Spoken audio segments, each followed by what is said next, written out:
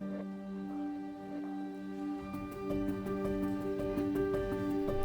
good Huskies! I'm Xinyu. And I'm Mara, and thanks for watching Hear Me Out and Exercise in Empathy. We're two UConn students that are looking to bring more empathetic and thought-provoking dialogue here on campus, and today we're sharing with you a conversation between UConn administration and students on the topic of climate change. Before we get started, we just wanted to shout out Jubilee Media for giving us the inspiration to pursue radical empathy in our everyday lives, to the UConn at COP program for encouraging us to bring these climate change conversations to our UConn community, and to the Bold Women's Leadership Network for giving us the financial and the emotional support to pursue this project. Hope you enjoy!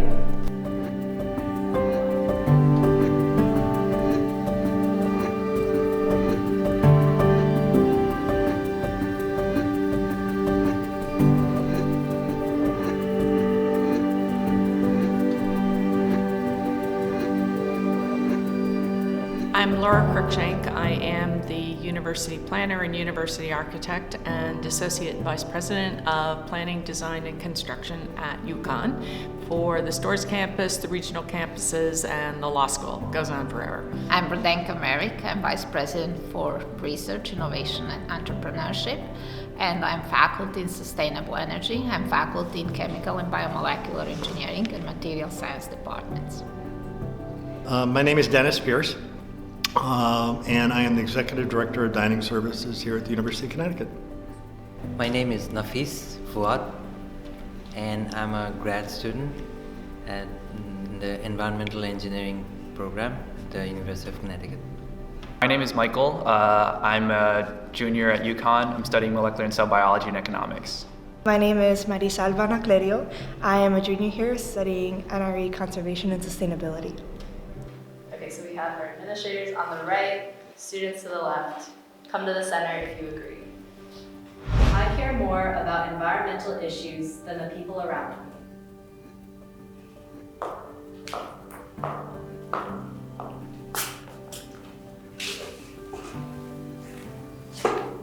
I think that it's really hard to compare how much people are invested in an issue, but I think it also depends on your roots. And for me, my family lives in Puerto Rico, and they're facing the consequences of climate change much more than we are up here, especially in stores.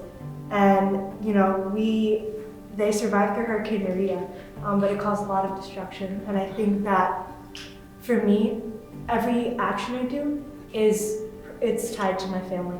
So I was born in former Yugoslavia. I grew up there and in Austria. And since I was a child, we were always concerned about electricity, when to turn dishwasher, so I grew up with those principles. I think I invested more through my education and practices in the clean energy and environments, and it was my way of upbringing and my education.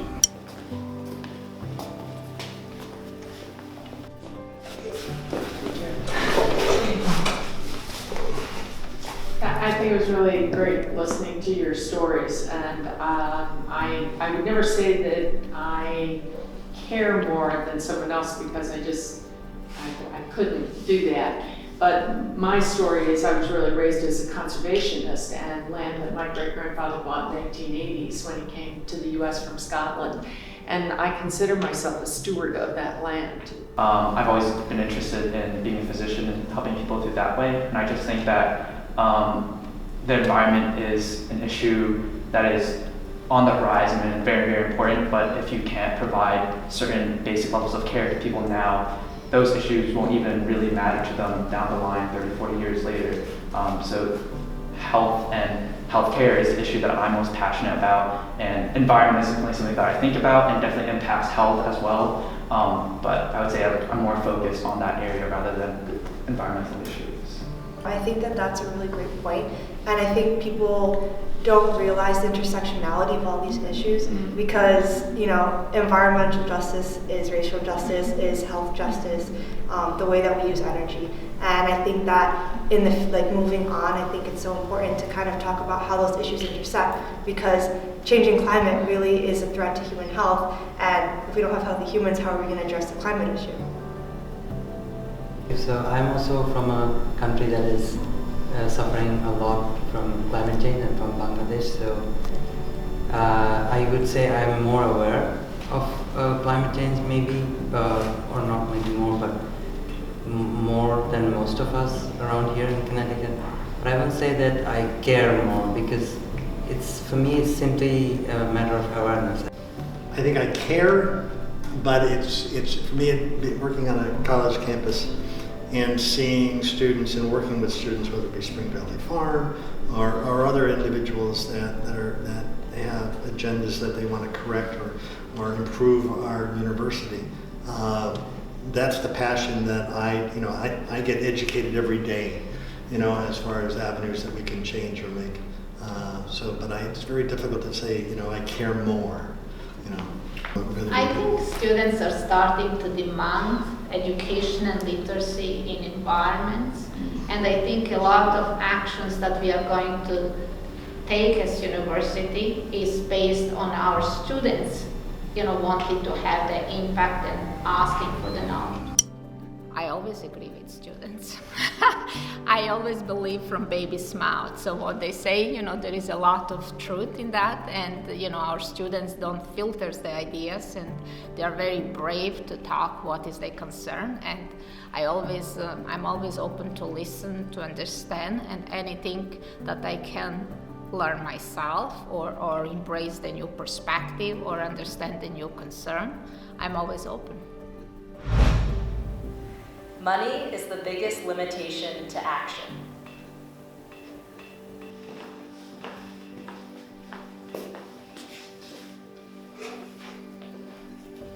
Okay, so the way I interpreted the statement was kind of money represents to me the scarcity of resources and what we have as a society. And the way I look at it is that I think a lot of what we do as a society is figuring out how we should allocate those resources and where they should go, to whom they should go, to what issues they need to address.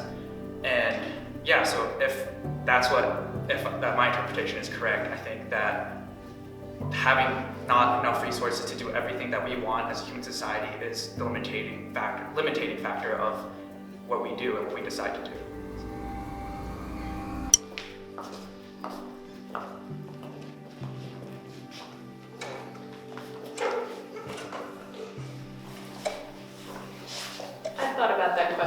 Too, because I definitely see money as having something to do with it. There's no question about that.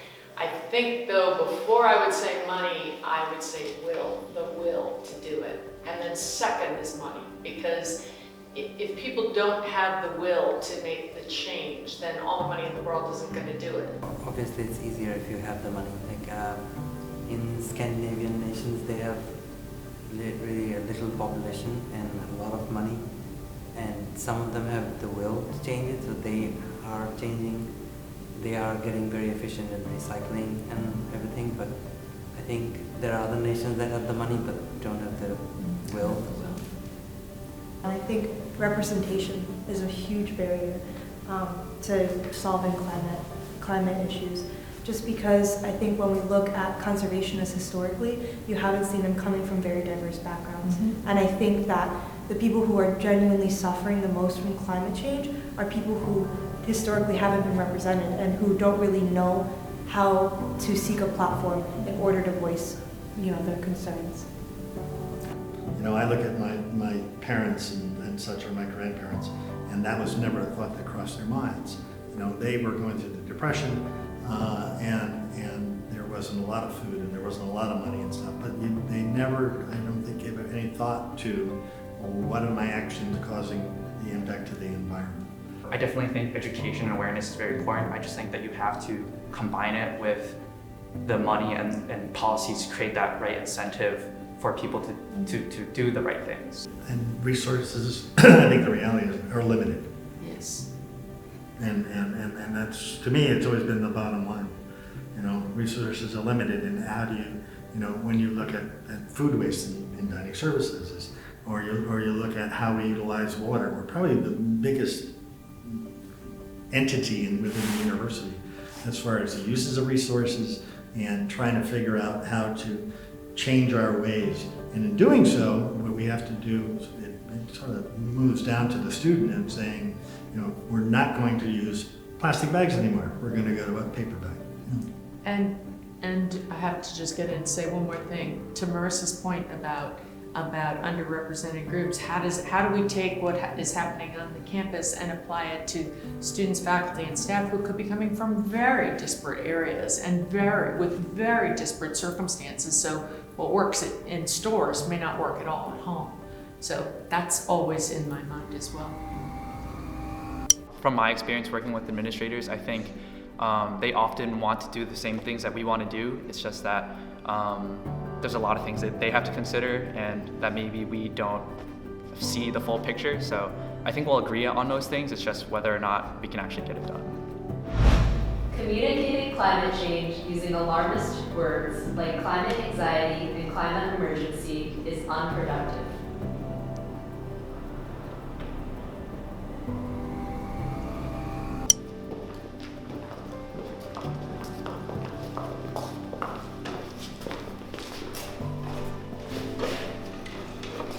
I think it depends on who you're talking to.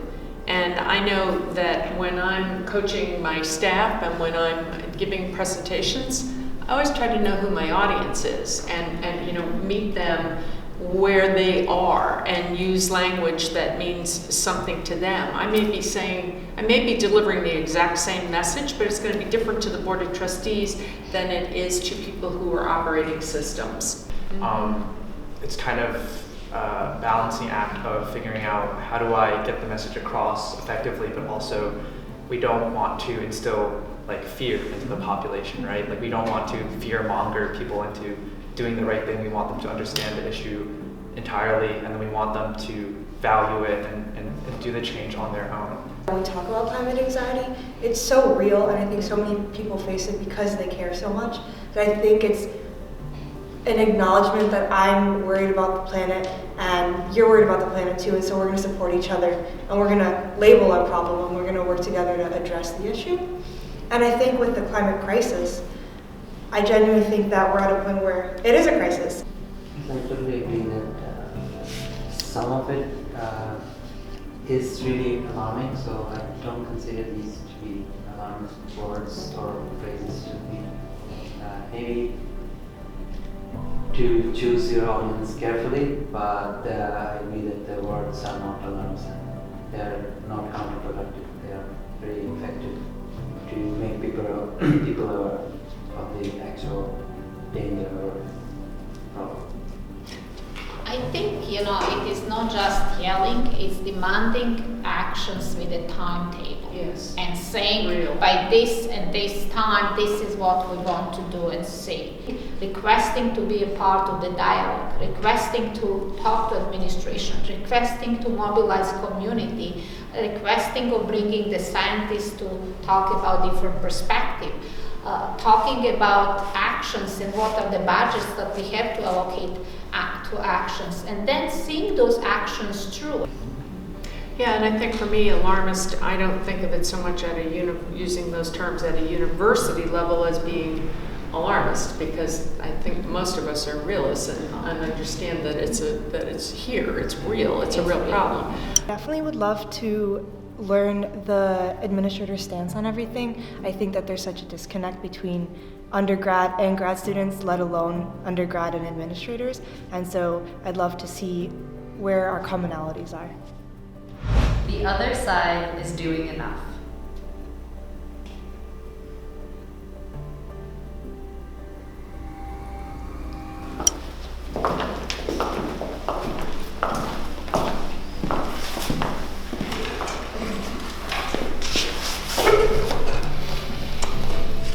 Earlier, Laura mentioned that how, I guess, impressed her the student action that was going on in the fall.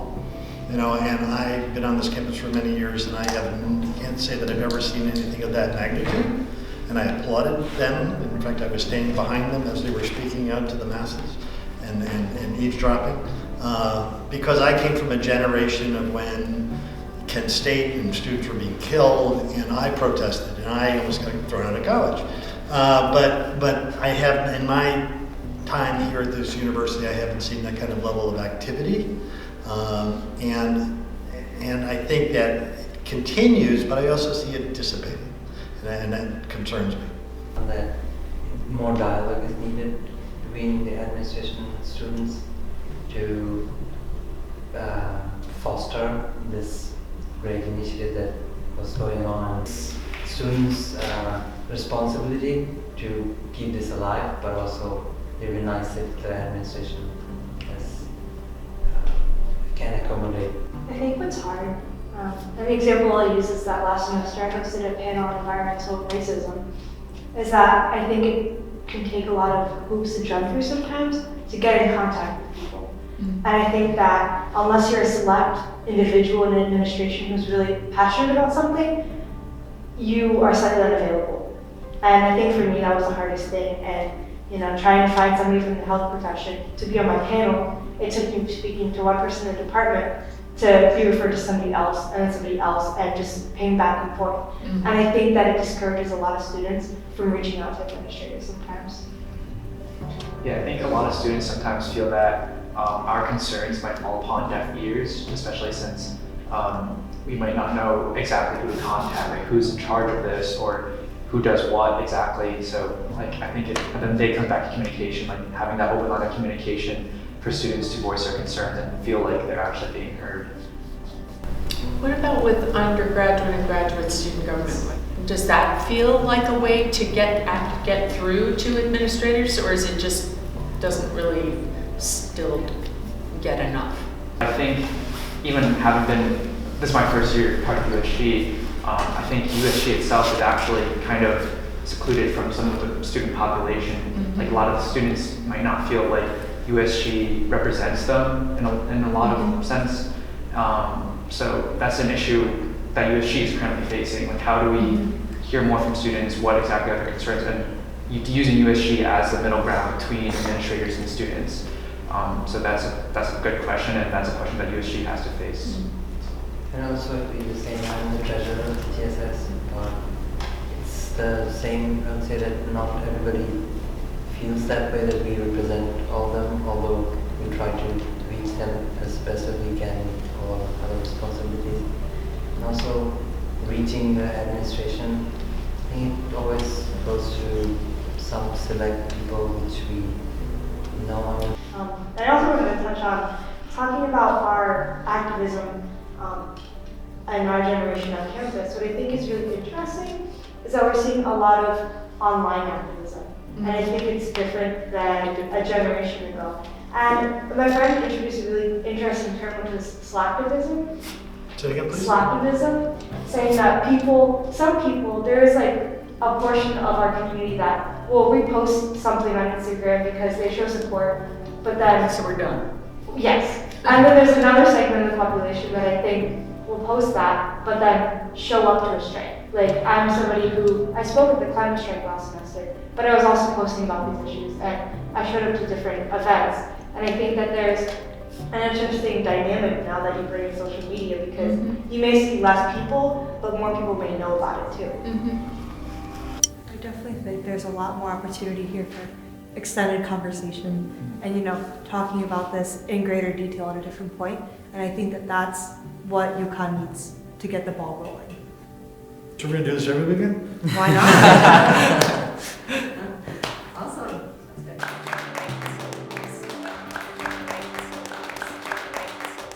I just really enjoyed it because it was something that hearing other people's opinions, and especially hearing younger people's opinions, that's really important to me, because that exchange from generations, among generations, I think is critical. I mean, we all have to work towards this. It can't just be one group.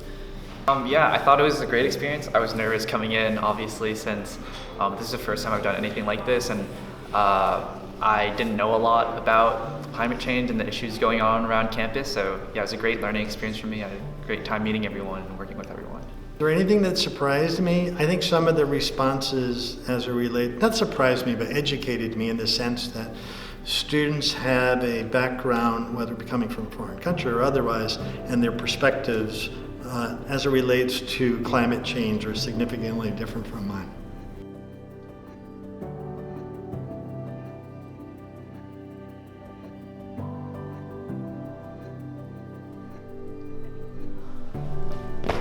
Thank you to our mentors, our participants, and everyone who made this project possible. And to the fantastic Daily Campus crew for contributing their enthusiasm and talent to making this dream come true. Bye!